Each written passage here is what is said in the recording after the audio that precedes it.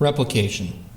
It's a word that topples countries, pillages farmlands, and puts Legos on the ground while you're sleeping. It's something that's caused me more headaches than the shrill sound that TVs make when turned on, even when they're muted. Wait, you can hear that too, right? Right? Is that just a me thing? Whatever. What I'm saying is that replication in the Unreal Engine sucks ass. In single-player game development, things are typically straightforward at first. You pick a thing that you want to have some kind of functionality, like a card mesh that you want the player to be able to throw. When coded properly, that card will now be thrown every time you want, and you can move on with your life. In multiplayer game development, though, even the simplest action can become very complicated. This is because when you code a single-player game, you only need to think about what's happening on your screen. When you code for online multiplayer, however, you have to think about what's happening on everyone else's screen, too. This is where the concept of replication comes in, and where Unreal's documentation becomes eerily and annoyingly quiet.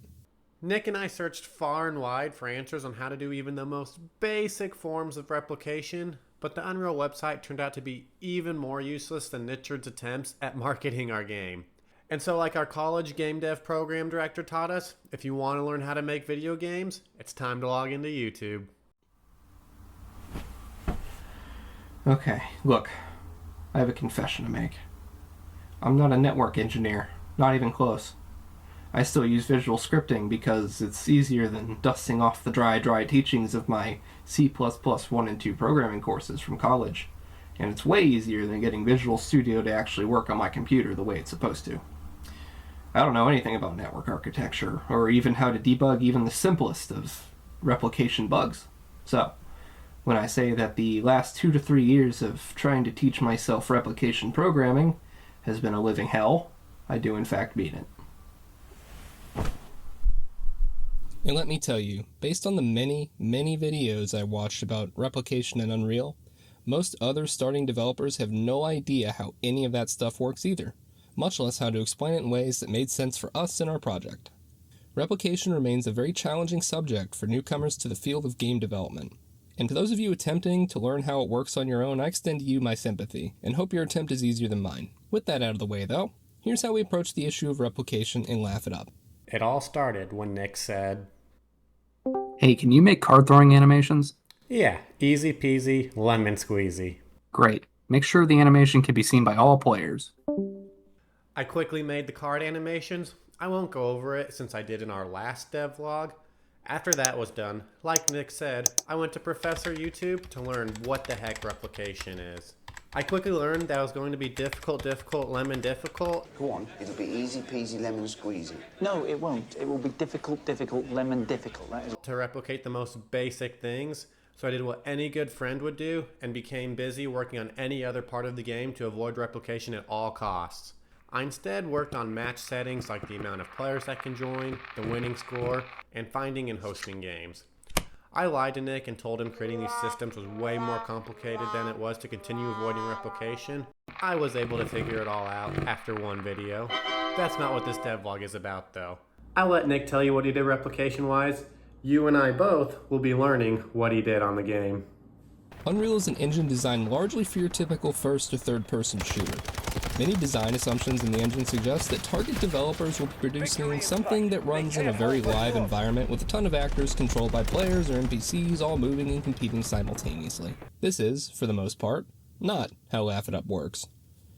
The things that Laugh It Up needed to replicate were not isolated to individual player controllers or character models, but instead to an intricate network of individual actors with loose dynamic hierarchies of owners where individual actors can be accessed and manipulated by anybody at the table. This meant lots of casting, yes, I know that's not ideal, and lots of trying out combinations of server, client, and multi-class custom event clusters. It was less fun than stepping on Legos right when you wake up. In the last episode, I mentioned that Laugh It Up is designed to work in phases that loop until the player wins. This sequential design has its benefits when programming for multiplayer. Basically, there's this little checkbox when making replicated custom events that asks you if the event should be considered reliable. Reliability here means that the custom events will always push through to a server or client 100% of the time. Geez, when he starts talking, it's so boring. I have to make the same joke 2 videos in a row. It's useful for triggering important events that might otherwise be skipped due to bad network connections. I've warned that for most games, it's bad to have this checked for every replication instance. For Laugh It Up, however, this flag was one of the most important breakthroughs I had for helping the game finish consistently. That's what she said. Thanks, Sean. Since our game is very sequential, having certain replicated events get skipped by Unreal's netcode meant that the game would just occasionally break, leaving different players on different phases unable to continue playing. With all these key events marked as reliable, we stopped having that issue. And now the game works flawlessly, no bugs at all.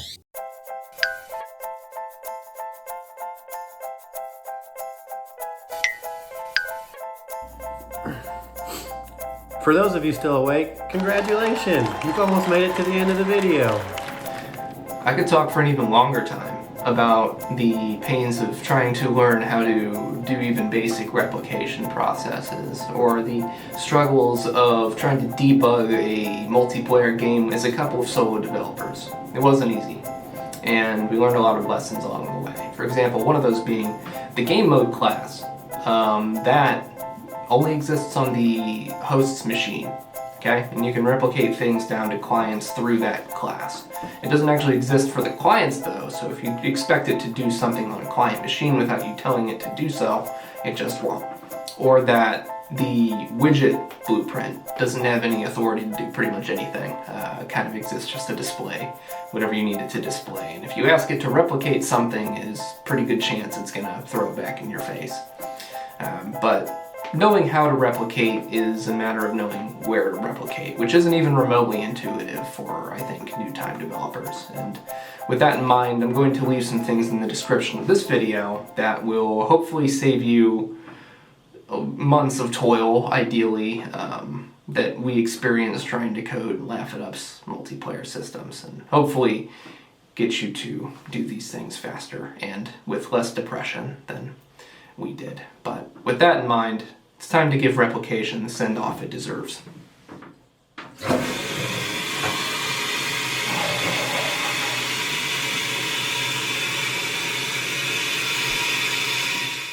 I told Nick we were trying to be professionals, but I guess he is on the nicest seat in this house. Anyways, you can find Laugh It Up on Steam. We're going to release the game this year, so wishlist it if you're interested. Also, if we sell enough copies, we will add in these features for free. Thanks for watching.